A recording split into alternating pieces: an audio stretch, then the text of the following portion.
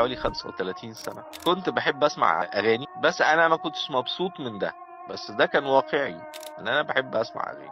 وكنت بقول لنفسي المطربين اللي انا بسمع لهم دول يعني ما هماش قدوات. لو واحد منهم جه يطلب انه يتجوز اختي انا مش هوافق. فيعني انا ايه اللي يخليني كده؟ بس نفسي بتحب الاغاني، وما كانش ليا حد يعلمني، بس انا كنت يعني مدرك هذا.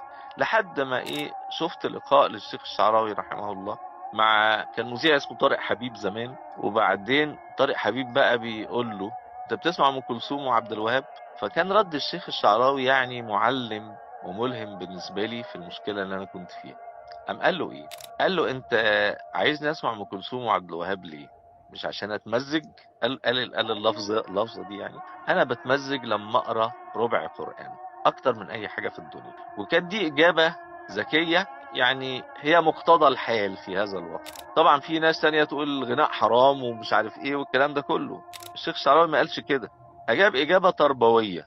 انا وانا قاعد بسمع يعني كانت بالنسبه لي يعني طوق نجاه. الله، يعني الراجل ده بينبسط لما يسمع القرآن زي ما انا بنبسط لما اسمع اغاني. طب انا مش هسمع اغاني، ده انا هسمعك يا نفسي قرآن قرآن قرآن لحد ما تحبيه، ومفيش غير القرآن خلاص.